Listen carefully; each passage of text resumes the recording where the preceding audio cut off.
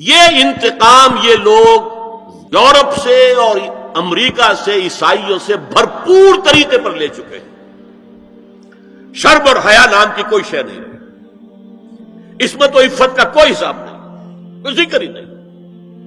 اور گواہیاں کیا ہیں؟ پریزیڈنٹ کلنٹن نے کہا تھا 2 سال پہلے یا 3 سال پہلے، وہ جو ان کی اینول سپیچ ہوتی ہے، State of the Union address, اس نے کہا تھا عنقریب ہماری قوم کی اکثریت حرام زادوں پر مشتمل ہوگی۔ یہ حرام زادے کا لفظ میں نے ترجمہ کیا ہے born without any wedlock. ایک تو ہوتا ہے ایک مرد اور عورت کی شادی ہوئی ہے، نکاح ہوا ہے، پھیرے پڑے، کچھ بھی ہوا ہے، لیکن اعلانیہ طور پر وہ اب شوہر اور بیوی کی حیثیت سے ہے، تو ان کی اولاد ہو رہی ہے، جائز اولاد ہے۔ ایک بغیر شادی کی اولاد ہو رہی ہے تو یہ حرامی ہے، حرام زادے ہے۔ انہوں نے کہا کہ ہماری قوم کی اکثریت حرام زادوں پر مشتمل ہو، ہومو سیکسولیٹی، لیسبینز، گیز، اور بالکل ڈکلیئر کرتے ہیں، پادری ڈکلیئر کرتا میں گے ہوں، سینیٹر ڈکلیئر کرتا میں گے ہوں، انہیں کوئی شرم ہی نہیں، اس کے اندر کوئی حجاب نہیں، اعتراف کرنے کے اندر کہیں بھی کسی طرح کی رکاوٹ نہیں، ہچکچاہٹ ہی نہیں۔ یہ جس کو کہا جائے گا پرمیسو ہیڈونزم، جنسی لذت ہر طریقے سے حاصل کی جا سکتی ہے۔ زنا بالرضا ہو تو کوئی جرم ہے ہی نہیں، ہاں زنا بالجبر ہو تو جرم ہے، بالرضا ہو کوئی جرم نہیں، جرم ہے ہی نہیں سرے سے۔ ساری اخلاقی اقدار کو اس طریقے سے انہوں نے ملیا میٹ کر دیا ہے۔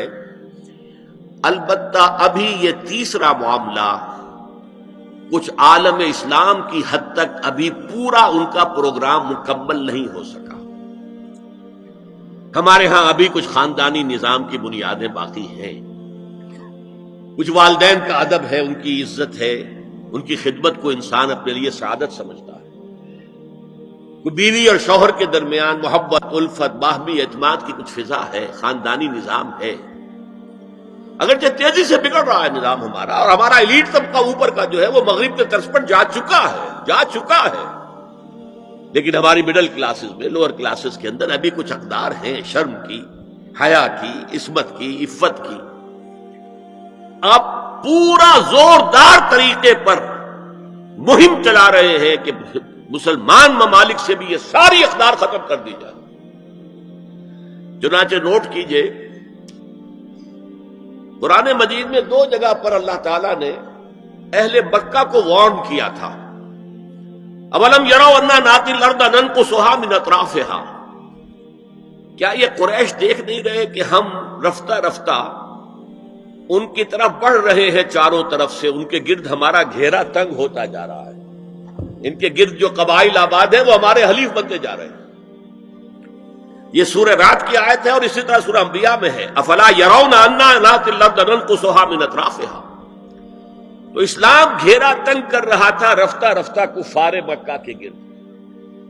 آج یہ برعکس ہے کہ یہ مغرب یہودیوں کی سازش کے تحت اور امریکہ کی عظیم قوت کو استعمال کرتے ہوئے، سول سپریم پاور آن ارتھ، آج یہ ہمارے گرد گھیرا تنگ کرتے چلے آ رہے ہیں کہ ہمارا معاشرتی نظام بھی تلپٹ ہو جائے، درہم برہم ہو جائے، ہماری اقدار بھی ختم ہو جائیں، ہمارے ہاں بھی عورت اور مرد بالکل برابر ہونے کے مدعی ہو کر میدان میں آ جائیں، عورت مرد بن جائے، مرد عورت بن جائے، مردوں کی شادیاں ہو جائیں کہ ایک مرد شوہر اور ایک مرد بیوی اور رجسٹر ہو جائے شادی، لیسبینز کی شادیاں ہو جائیں کہ ایک عورت شوہر ایک عورت بیوی اور رجسٹر ہو جائے شادی۔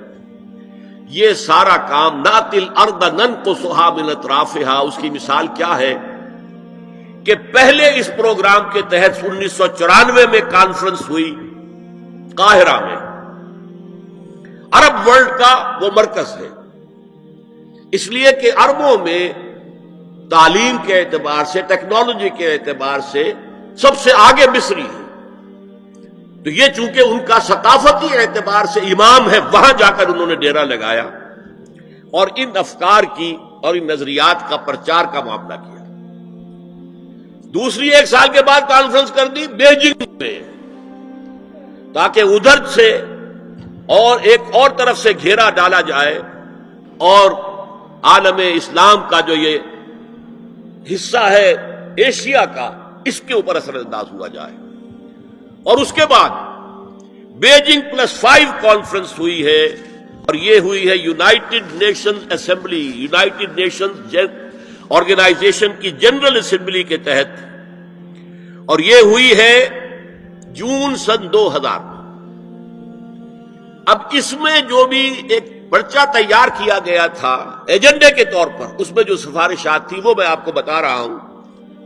امپیکٹ ایک رسالہ نکلتا ہے لندن سے، اس سے میں نے یہ چیزیں لی تھی، اور انگریزی ہی میں ہم نے ایک دفعہ بڑی تعداد میں اس کو شائع کر کے تقسیم بھی کیا تھا، لیکن اس میں صرف آپ کو یہ بتا رہا ہوں کیا فیصلے تھے، کیا کرنا ہے۔ نام اس کا کیا تھا کانفرنس کا؟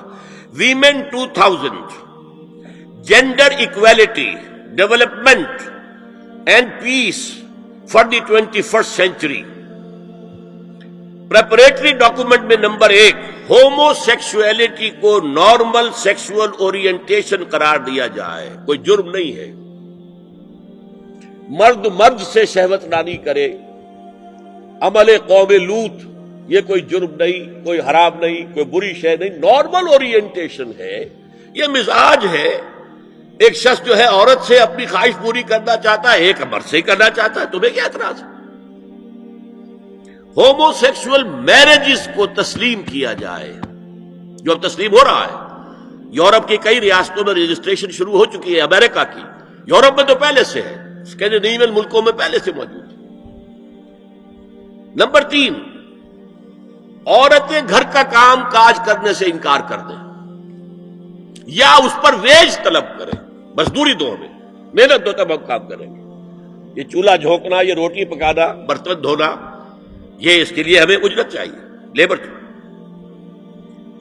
نمبر 4 عورتیں حمل اور وضع حمل کی جو تکلیف برداشت کریں اس پر بھی شوہر سے اجرت لیں۔ نمبر 5 اگر کسی وقت کسی عورت کی طبیعت آمادہ نہ ہو ہم بستری کے لیے اور شوہر مجبور کرے تو اسے میریٹل ریپ قرار دیا جائے، یہ زنا بالجبر ہوگا جس کی سزا دی گئی۔ شوہر اور بیوی کا معاملہ ہے، وہ بیوی کی طبیعت کسی وجہ سے آمادہ نہیں ہے اور شوہر انسسٹ کر رہا ہے تو یہ میریٹل ریپ، شادی شدہ ریپ، شادی شدہ لوگوں کے مابین زنا بالجبر شمار ہوگا۔ نمبر 6 پروسٹیٹیوشن کو ایک باعزت پیشہ مانا جائے اور ان کو پروسٹیٹیوٹس نہ کہا جائے بلکہ سیکس ورکرز، سیکسول ورکرز۔ جیسے مرد ہے وہ اپنی جسمانی قوت استعمال کر رہا ہے، وہ اب چلا رہا ہے، کسی چلا رہا ہے، یا وہ کہیں اینٹیں ڈھو رہا ہے، یا کوئی اور دماغی صحت استعمال کر رہا ہے، ڈاکٹر بیٹھا ہے نسخے لکھ رہا ہے، فیس لے رہا ہے، عورت بھی اپنے جسم کے ایک عضو کو استعمال کر رہی ہے تو وہ سیکسول ورکر ہے اور وہ پیشہ ہے اور وہ باعزت ہے، اس پر قتل کوئی قدغن نہ ہو۔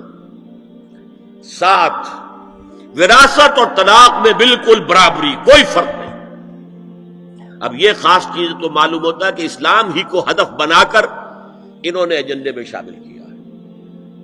اس کا نام ہے سوشل انجینئرنگ،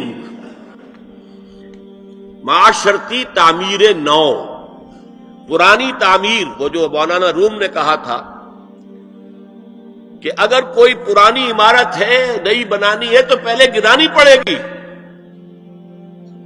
اولا تعمیر را ویرا کنن، تو پہلی تعمیر گرائیں گے تو دوسری بنے گی۔ لہذا یہ سارا سٹرکچر جو ہے سوشل، یہ ختم کر کے یہ نئی سوشل انجینئرنگ ہے جو ہمیں کرنی ہے، اور اس کا سب سے بڑا ٹارگٹ عالم اسلام۔ اب اس میں دوسری بات سنیے، یہ کام تو سن 2002 سے بلکہ اس سے پہلے 94 میں، پھر 95 میں، پھر 2000 میں، یہ 3 کانفرنسیں ہوئی۔ ایک اب نیا آیا ہے شوشہ، اور وہ کیا ہے؟ رینڈ کارپوریشن ہے امریکہ کی ایک بہت بڑا تھنک ٹینک، سب سے بڑا، سب سے اونچا۔ اس کی سفارشات جو ہے وہ محکمہ دفاع کو جاتی ہے، خارجہ محکمے کو جاتی ہے، اور ان تھنک ٹینکس کے مشوروں پر اور تجاویز پر لوگ عمل کرتے ہیں۔ حکومت جو ہے ان کو غور سے دیکھتی ہے، عمل کرتی ہے۔ اب انہوں نے مسلمانوں کا تجزیہ کیا ہے کہ مسلمان 4 قسم کے ہیں، سب ایک طرح کے نہیں ہیں۔ بہت غور سے سننے کی بات ہے، 80 صفحات کی رپورٹ ہے، جن حضرات کے پاس ہے انٹرنیٹ وغیرہ کا وہ نکال سکتے ہیں، پڑھیں پوری کی پوری۔ میں خلاصہ دے رہا ہوں۔ کہتے ہیں نمبر 1 ہے فنڈامنٹلسٹ، اور فنڈامنٹلسٹ وہ ہیں کہ جو اسلام کو صرف مذہب نہیں دین سمجھتے ہیں، جو یہ سمجھتے ہیں کہ اسلام صرف عقیدے، عبادات اور رسومات کا نام نہیں ہے، بلکہ اسلام ایک پولیٹیکو سوشو اکنامک سسٹم ہے، ایک نظام ہے، اجتماعی نظام ہے۔ کہا یہ ہمارے دشمن نمبر 1 ہیں، انہیں ہم نے ہر قیمت پر ختم کرنا ہے۔ They are the biggest challenge to our civilization, our culture, our system. ہماری تہذیب ان کے سب سے بڑے دشمن کے۔ نمبر 2 ٹریڈیشنلسٹ ہے، روایت پسند۔ یہ ہمارے علماء جو قال اللہ و قال رسول میں ہے، فقہ حنفی پڑھ رہے ہیں، یا کوئی اہل حدیث ہے تو کچھ اور چیز پڑھ رہے ہیں وغیرہ وغیرہ، ان کا اصل جو مشغلہ ہے وہ دارالعلوم ہے، پڑھنا پڑھانا ہے، مساجد میں خطبہ دینا ہے، امامت کرانی ہے۔ اس سے آگے کا ان کے سامنے خود تو کوئی کانسیپٹ نہیں ہے، لہذا یہ ہمارے لیے خطرناک نہیں ہے۔ They are no challenge to us. لیکن اگر کبھی وہ فنڈامنٹلسٹ کے ساتھ مل گئے تو پھر بہت خطرناک ہے۔ کیوں؟ ان کے پاس عوام تک رسائی کا بہت بڑا ذریعہ ہے۔ ہر جمعے کو ایک اجتماع ہو رہا ہے، جلسہ ہو رہا ہے۔ چھوٹی سی جلسی کرنی ہو تو ہزاروں روپیہ خرچ کرنا پڑتا ہے، اشتہار ہے، پوسٹر ہے، فلاں ہے، چاہے وہ چھوٹی سی جلسی ہو۔ اور یہاں لوگ چلے آ رہے ہیں نہا دھو کر، کپڑے بدل کر، اچھے عطر بھی لگا کر آ رہے ہیں، کچے دھاگے سے بندھے ہوئے، تو ان کے پاس تو بڑا ذریعہ ہے۔ یہ اگر فنڈامنٹل کے ساتھ مل گئے تو بہت خطرناک ہے۔ لہذا ان کے لیے تو یہ ہے کہ اولاً تو ان کو ایک دوسرے سے دور رکھو، اور جو ٹریڈیشنلسٹ ہیں انہیں اپنے باہمی جو مسلکی اختلافات ہیں، فرقے وارانہ اختلافات ہیں، ان کے اندر بزی رکھو، شوشے چھوڑتے رہو تاکہ وہ اسی بحث کے اندر مناظرے بازی میں لگے رہے۔ تیسرے انہوں نے کہا ماڈرنسٹ ہے۔ یہ وہ لوگ ہیں کہ جو اسلام کی ایک تعبیر جدید کر رہے ہیں اور اسے ہماری تہذیب کے ساتھ ہم آہنگ، کمپیٹیبل بنا رہے ہیں۔ ان کی مدد کرو، انہیں سپورٹ کرو، انہیں پیسہ دو، اور ان کے لیے خاص طور پر پرنٹ اور الیکٹرانک میڈیا میں ان کی اپیئرنس کا بندوبست کرو، اس لیے کہ ان کے پاس کوئی اور ذریعہ تو ہے نہیں۔ ان میں سے کسی کو کوئی مسجد میں خطیب بنا کر تو نہیں کھڑا کرے گا، بلکہ داخل بھی نہ ہو سکے شاید وہاں، تو ان کے لیے ذریعہ چاہیے تاکہ عوام تک پہنچے۔ آج کا سب سے بڑا ذریعہ ٹیلی ویژن ہے، لاؤ انہیں اس پر، اور انگریزی پریس ہمارا خاص طور پر جو ہے ان کا اعلی کار ہے۔ ان کے لیے یہ ہے کہ ان کی مدد کرو، سپورٹ کرو، اور انہیں پرنٹ اور الیکٹرانک میڈیا کے اندر انہیں ایکسپوژر دو۔ چوتھا کہتے ہیں وہ ہے سیکولرسٹ، پہلے ہی سے ہمارے ہیں، ہماری جیب میں ہیں، وہ تسلیم کر چکے ہیں، ہضم کر چکے ہیں کہ نظام کا، زندگی کے نظام کا کوئی تعلق مذہب سے نہیں ہے، مذہب نام ہے عقیدے کا اور عبادات کا اور رسومات کا، تو یہ تو ہمارے ہی ہیں۔ تو گویا کہ 2 جمع 2 تقسیم ہو گئی۔ 2 کو سپورٹ کرو، مدد دو، اور 2 کو سپریس کرو، اور ان دونوں کو ایک دوسرے سے دور رکھو، اور جو ٹریڈیشنلسٹ ہے، روایت پسند، انہیں ان کے اختلافات میں الجھائے رکھو۔ یہ ہے پالیسی جس کے تحت آج ایسی باتیں آپ کو اپنے الیکٹرانک میڈیا سے، ٹیلی ویژن سے سننے میں آ رہی ہیں، اور بڑے بڑے دانشور ہیں جو کہہ رہے ہیں شراب اسلام میں حرام نہیں ہے۔ شراب پی کر دھت ہو جانا، بالکل مدہوش ہو جانا حرام ہے۔ آپ کو معلوم ہے کہ وہاں بھی کہا جاتا ہے ڈرنکرز وہاں بھی پسند نہیں کیے جاتے، اتنے پینے والے کے ہوش کھو دیں، مغرب میں بھی پسندیدہ نہیں ہے، لیکن وہ کہتے ہیں کہ اصلاً شراب حرام نہیں ہے اسلام۔ اور آپ کو معلوم ہے، میں نام نہیں لینا چاہتا، یہ ہماری بدقسمتی ہے کہ علامہ اقبال کے فرزند ہیں جنہوں نے یہ بات کہی۔ پھر انہیں کے ایک اور ہم نام ہے، انہوں نے شوشہ چھوڑا، اسلام میں پردہ وردہ نہیں ہے، قرآن میں پردہ نہیں ہے، یہ تو ایک وقت کی سوشل ضرورت تھی، ایک خاص وقت کی ضرورت تھی جس کے تحت کچھ احکام دیے گئے، ورنہ یہ کوئی مستقل احکام نہیں ہے۔ یہ ہے وہ صورتحال کہ جس کی بنا پر میں نے آج اس موضوع کو اپنے لیے اختیار کیا ہے۔